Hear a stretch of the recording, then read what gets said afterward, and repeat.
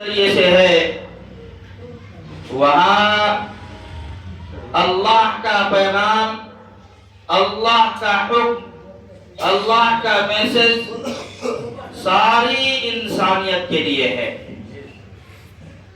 اگر وہ انسان ہے، اس کے جسم میں جان ہے، تو یہ خطاب اس انسان سے ہے، اب چاہے اس کا دھرم کچھ بھی ہو،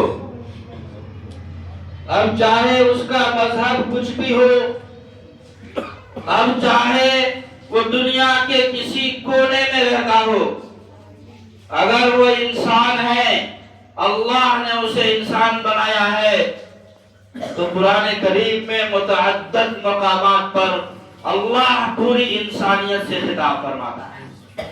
پتہ چلا کہ قرآن کریم صرف مسلمانوں کا نہیں ہے۔ اللہ کس کا؟ مسلمانوں کا نہیں، صرف مسلمانوں کا نہیں۔ قرآن مجید صرف مسلمانوں کا نہیں، محمد رسول اللہ صلی اللہ علیہ وسلم اس دنیا کے آخری پیغمبر اور نبی، کس کے نبی؟ صرف مسلمانوں کے نہیں۔ اللہ وحدہ لا شریک لہ، پوری دنیا انسانیت کا خالق اور رب ہے۔ ہم توجہ نہیں کرتے جب ہم اللہ اکبر کہہ کر نیت باندھتے ہیں، سب سے پہلی آیت جس کی ہم تلاوت کرتے ہیں، الحمدللہ رب العالمین۔ تمام تعریفیں اس اللہ کے لیے ہے جو ساری کائنات کا رب ہے، صرف اس دنیا کا نہیں۔ یہ تو ایک دنیا ہے جس میں ہم اور آپ ابھی رہ رہے ہیں، زمین کے اوپر اور آسمان کے نیچے، یہ صرف ایک دنیا ہے۔ قرآن کریم کی اس آیت پر مفسرین نے لکھا کہ اس طرح کے ہزاروں دنیا اللہ نے بنایا ہوا ہے۔ ہم یہ اس دنیا کو دیکھ کر، اس کی رنگینیوں میں آ کر، ان کی سرسبز شادابیوں میں آ کر ایسے مست ہوئے، ارے بھائی قرآن کریم کی تفاسیر کو پڑھیے، پتہ چلے گا یہ دنیا تو کچھ بھی نہیں ہے۔ اللہ نے ہزاروں کی تعداد میں جو دنیا بنائی ہے، اس کے مقابلے میں یہ دنیا کچھ بھی نہیں ہے۔ معمولی احادیث میں اللہ کے نبی فرماتے ہیں، اللہ کی نظر میں اگر ایک مچھر اور لنگڑے مچھر کے پر کے برابر بھی اللہ کی نظر میں دنیا کی قیمت ہوتی، کسی کافر کو ایک گھونٹ پانی اللہ نہیں دیتا ہے۔ ہم نے اسی کو سب کچھ سمجھا ہوا ہے۔ قرآن کریم کی اس آیت پر جب غور کریں گے پتہ چلے گا صرف یہ ایک دنیا نہیں، اللہ نے ہزاروں دنیا بنائے، اور ان تمام جہان کا رب، خالق، معبود برحق صرف اللہ رب العزت ہے۔ اسی طریقے سے یہ قرآن کریم جو آسمانی کتابوں میں سب سے آخری کتاب ہے، یہ بھی صرف مسلمانوں کے لیے نہیں، یہ پوری دنیا انسانیت کے لیے ہے۔ یہ مشرک کے لیے بھی ہے، یہ کافر کے لیے بھی ہے، یہ ملحد کے لیے بھی ہے۔ جو بھی اس میں تدبر کرے گا اور اس کو سینے سے لگائے گا، وہ راستہ پا لے گا۔ ہدی للمتقین، قرآن کریم کی دوسرے صفحے پر آئیے، اللہ رب العزت فرماتے ہیں، الف لام میم ذالک الکتاب لا ریب فیہ ہدی للمتقین۔ جو راستہ اختیار کرنا چاہے گا، جو ضلالت سے نکلنا چاہے گا، جو گمراہی کے دلدل میں پھنسے ہوئے راستے کو ترک کرنا چاہے گا، قرآن کہتا ہے کہ ہم اس کی رہنمائی کر دیں گے۔ لیکن اگر کوئی آدمی اس دلدل سے نکلنا نہ چاہے، ضلالت سے نکلنا نہ چاہے، تاریکی کو چھوڑنا نہ چاہے، قرآن اس کے لیے ہدایت نہیں ہے۔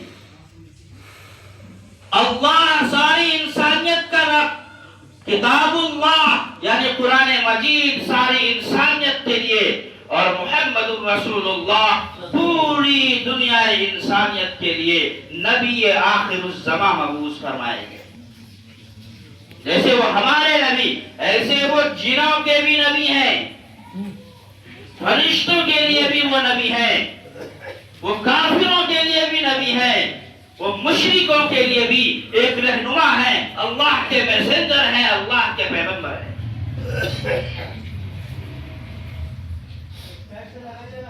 یہ ساری چیزیں اللہ رب العزت نے قرآن کریم میں کھول کھول کر بیان فرمایا ہے. میں نے جو آیت آپ کے سامنے تلاوت کی ہے، اللہ رب العزت نے اس آیت مبارکہ کے اندر ایمان والوں سے خطاب فرمایا. یہاں خطاب پوری انسانیت سے نہیں ہے، ایمان والوں سے خطاب ہے. اور انشاءاللہ ایمان والوں سے کیا کیا خطاب ہے وہ تفاسیر میں آپ حضرات ملاحظہ فرمائیں. اس آیت میں اللہ رب العزت کا فرمان ہے ایمان والوں سے، یا ایھا الذین آمنوا کتب علیکم الصیام کما کتب علی الذین من قبلکم لعلکم تتقون. روزے تمہارے اوپر فرض کر دیے گئے جیسا کہ تم سے پہلی امت کے اوپر فرض کیا گیا تھا تاکہ تم متقی بن جاؤ. یہ آیت کا ترجمہ قرآن مجید کی اس آیت پر غور کرنے سے پتہ چلتا ہے، میں نے آپ کو پیچھے جمعے میں بھی بتایا تھا کہ روزہ ایک ایسی عبادت ہے جو ہر امت کو اللہ نے اس کا حکم دیا تھا. صرف اس امت کے لیے نہیں، دنیا میں جتنی امت آئی ہے سب کو اللہ نے روزہ کا حکم دیا تھا. سب سے پہلا انسان دنیا کا، سب سے پہلا نبی، سب سے پہلا پیغمبر اور رسول حضرت سیدنا آدم علیہ السلام جب جنت سے نکال دیے گئے، دنیا میں آئے اور پشیماں ہوئے، خوب روئے، زار و قطار روتے رہے. مفسرین نے لکھا 300 سال کا زمانہ گزر گیا، روتے رہے، ایک غلطی کی بنیاد پر روتے رہے، اللہ سے معافی مانگتے رہے. اخیر میں فرمایا ربنا ظلمنا انفسنا وان لم تغفر لنا وترحمنا لنكونن من الخاسرین. 300 سال کے بعد حضرت آدم علیہ السلام کی توبہ قبول ہوئی. اللہ رب العزت سے دعا فرماتے ہیں جب آپ نے آئینے میں یا پانی میں اپنی شکل دیکھی، دیکھا کہ وہ نورانیت جو جنت میں مجھے ملا تھا، وہ کمالات جو اللہ نے جنت میں دیے تھے، وہ سب کچھ نہیں ہے. اللہ سے دعا فرمایا کہ اللہ اگر میری توبہ قبول ہو گئی ہے تو جنت میں جو انعامات آپ کی جانب سے مجھے ملا تھا وہ دوبارہ واپس عنایت فرما دی. اللہ رب العزت کی طرف سے حکم آیا کہ ہر مہینے کے ایام بیس کے روزے رکھو. ایام بیس 13ویں تاریخ کا روزہ، 14ویں تاریخ کا روزہ اور 15ویں تاریخ کا روزہ. حضرت آدم علیہ السلام نے 13ویں تاریخ کا روزہ رکھا، اپنا چہرہ دیکھا، نورانیت محسوس ہوئی. دوسرے دن رکھا، پھر 15ویں تاریخ کا رکھا. وہ کمالات جو جنت میں اللہ نے عنایت فرمائے تھے وہ سب اللہ نے آدم علیہ السلام کو دوبارہ عنایت فرما دیا. اسی طریقے سے حضرت موسیٰ علیہ السلام کی شریعت میں دیکھیں گے مسلسل 40 دن کا روزہ. حضرت عیسیٰ علیہ السلام کی شریعت میں دیکھیں گے 2 ماہ کا روزہ. الغرض ہر امت کو روزے کا حکم ملا تھا اور اس امت کو بھی اللہ رب العزت کی جانب سے روزہ کا حکم دیا گیا ہے. اسی لیے یہ بات ذہن میں بٹھا لینا چاہیے کہ جس طریقے سے نماز اللہ کا حکم ہے اور فرض ہے، جس طریقے سے زکوٰۃ اللہ کا حکم ہے اور فرض ہے، جس طریقے سے حج اللہ کا حکم ہے اور فرض ہے صاحب نصاب پر، اسی طریقے سے روزہ بھی اللہ کا حکم ہے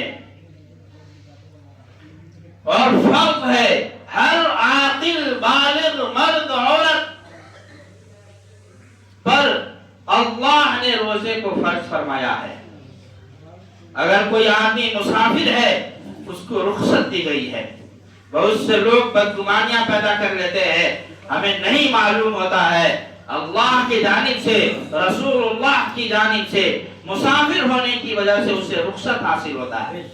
کوئی آدمی بنگال سے آیا ہوا ہے، 10 دن کے سفر پہ آیا ہوا ہے، اللہ کی جانب سے اسے رخصت ملی ہوئی ہے. اگر چاہے تو روزہ رکھے یا چاہے تو رخصت ہے، بعد میں اس کی قضا کرے. اب کوئی آدمی دیکھ کر سمجھتا ہے کہ کیسا مسلمان ہے، ہٹا کٹا ہے، صحت مند ہے اور کھانا کھا رہا ہے یا پانی پی رہا ہے.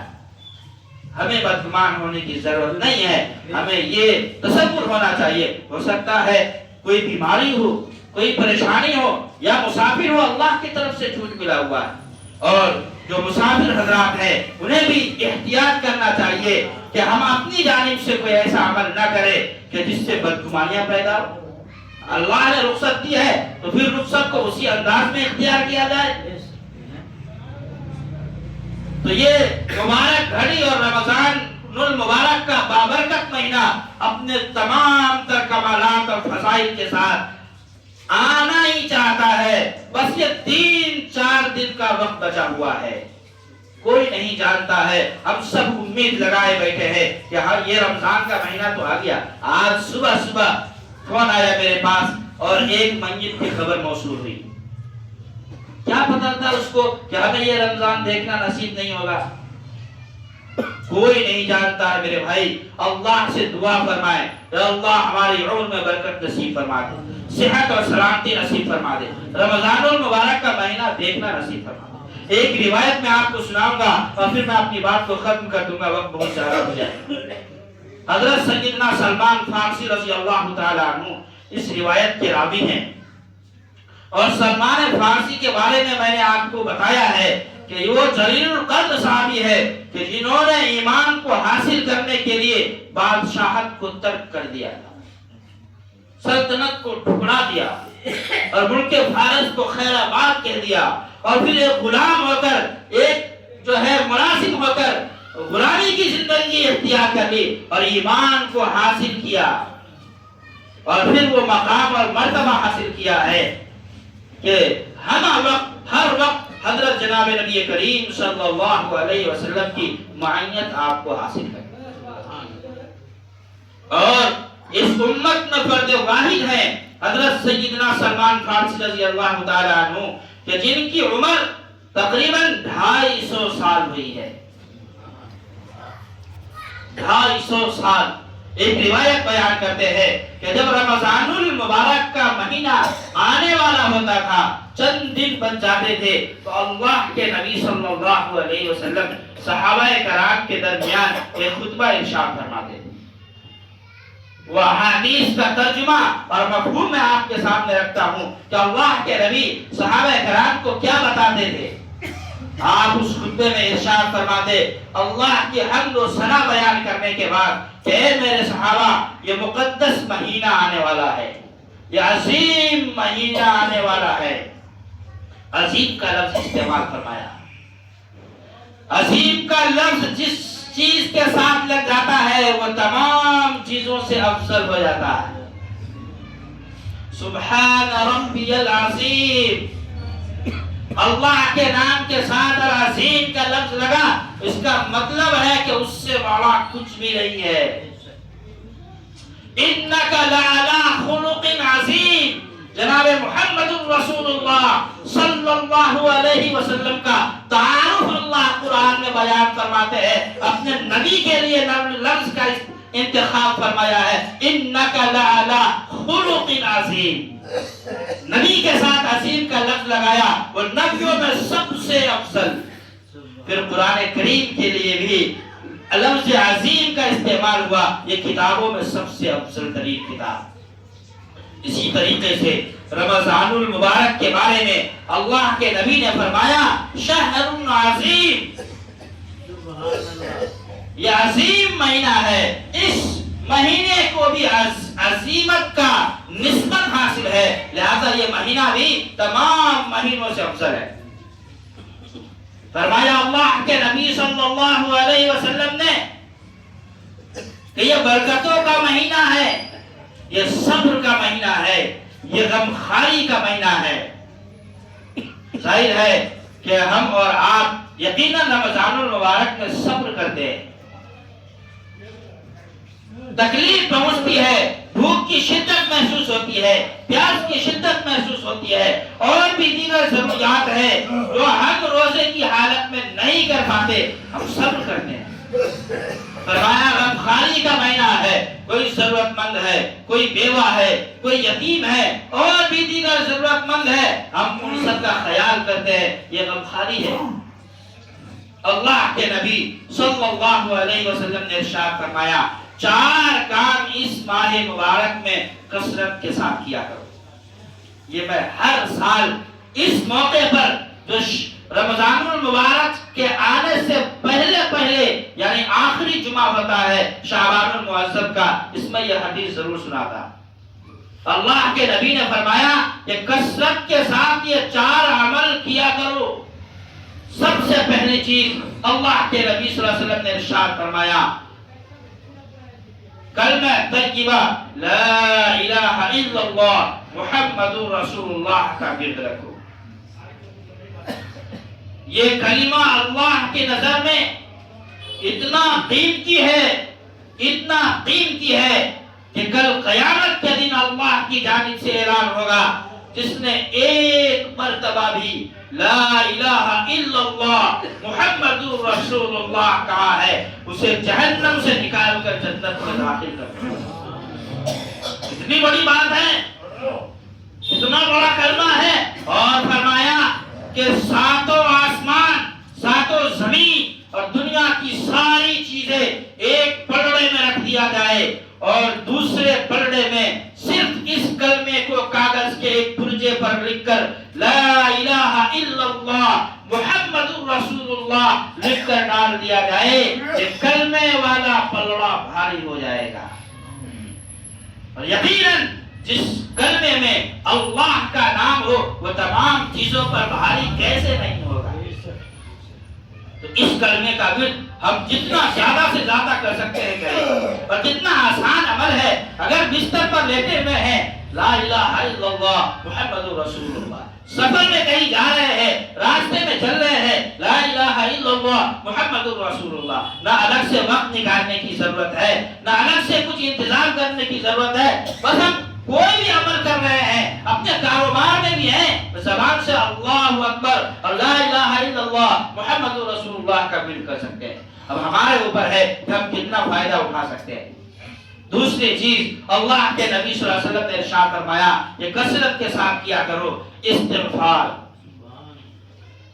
کیونکہ اللہ کی رحمت جوش میں ہوتی ہے، گناہوں اور جہنم کا دروازہ بند کر دیا جاتا ہے، اللہ کی طرف سے رحمتوں کی برسات ہوتی رہتی ہے۔ کوئی بھی بندہ جب اپنا مغفرت چاہتا ہے، توبہ کرتا ہے، اللہ فوراً قبول فرما لیتے ہیں۔ اس لیے فرمایا کہ استغفار کی کثرت کرو، اور استغفار کی بہت سی صورتیں ہیں۔ اگر کوئی آدمی زبان سے صرف اتنا کہہ دے استغفر اللہ، یہ بھی استغفار ہے۔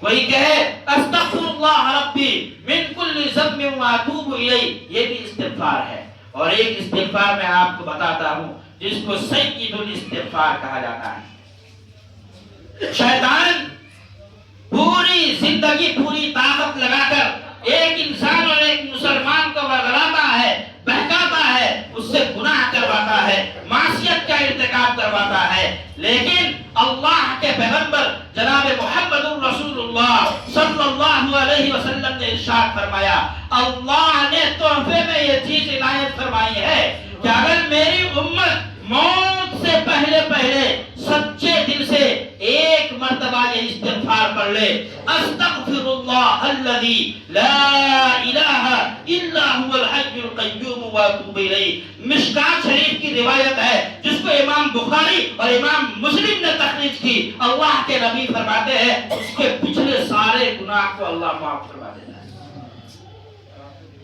کتنا وقت لگا؟ بس شرط یہ ہے اخلاص کے ساتھ ہو، دل سے ہو کہ اللہ ہم معافی چاہتے ہیں، ہم جو ہے مجرم ہیں، خطا کار ہیں، گناہ گار ہیں، اللہ ہمارے گناہوں کو معاف فرما دیجئے. سچے دل سے اگر اس استغفار کو پڑھیں گے، مشکات شریف کی روایت ہے، اللہ کے نبی فرماتے ہیں اللہ اس کے پچھلے سارے گناہوں کو معاف فرما دیتے. کہاں شیطان نے پوری زندگی پوری طاقت لگا دی اس کو جہنم میں پہنچانے کے لیے، اللہ کی طرف سے محمد الرسول اللہ صلی اللہ علیہ وسلم کی صدقے میں اس امت کو تحفہ ملا ہوا ہے. ایک مرتبہ زبان سے سچے دل سے وہ کلمہ کہے گا اور سارے گناہوں کو معاف کرا دے گا. اللہ کے نبی فرماتے ہیں جتنا زیادہ ہو سکتا ہے اس ماہ مبارک کے اندر استغفار کی کثرت کرو. تو یہ دو عمل انشاءاللہ ہر حال میں ہمیں کرنے ہیں. کیا بہتر ہوگا کہ ہم افطاری کے وقت 10 منٹ پہلے دسترخوان پہ بیٹھ جائے، بچوں کے ساتھ بیٹھ جائے اور ہم ورد کر لیں، کلمہ پڑھ لیں اور بھی اذکار کر لیں. اور دو چیزیں اللہ کے نبی نے فرمایا کہ وہ ہر حال میں کرنا ہے. پہلی چیز اللہ سے جنت طلب. روایت میں ہے مشکات شریف کے اندر کہ جب کوئی بندہ اللہ رب العزت سے جنت کا سوال کرتا ہے یا اللہ مجھے جنت الفردوس نصیب فرما دے، تو جنت اللہ رب العزت سے سفارش کرتی ہے اور 3 مرتبہ سوال کرتا ہے تو سفارش کے طور پر جنت عرض گزار ہوتا ہے کہ یا اللہ اسے جنت نصیب فرما دے. اللہ کے نبی صلی اللہ علیہ وسلم فرماتے ہیں چوتھی چیز جو کثرت کے ساتھ کرو کہ جہنم کا دروازہ بند ہو چکا ہے. اللہ سے جہنم سے پناہ مانگو، یا اللہ ہمارے لیے یہ جہنم کا دروازہ ہمیشہ کے لیے بند کر دیجیے، جہنم سے ہمیں نجات دے دیجیے، ہماری بخشش عنایت فرما دیجیے. 3 مرتبہ اگر کوئی آدمی کہتا ہے کہ اللہ ہمیں جہنم سے بچا لیجیے تو جہنم بھی عرض گزار ہو جاتی ہے یا اللہ یہ میرے اندر آنا نہیں چاہتا، اسے مجھ سے نجات عطا فرما دیجیے. یہ مشکات شریف کی روایت ہے.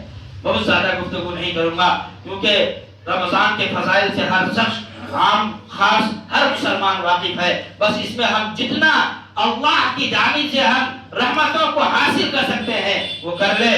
یہ 4 عمل انشاءاللہ ہم سب ضرور کریں گے. کلمہ طیبہ کا ورد رکھیں گے، استغفار کی کثرت رکھیں گے، اللہ سے جنت الفردوس طلب کریں گے اور جہنم سے پناہ چاہیں گے. اللہ تعالی ہمیں بھی عمل کی توفیق نصیب فرما دے، آپ حضرات کو بھی عمل کی توفیق نصیب فرمائے. وآخر دعوانا الحمدللہ رب العالمین.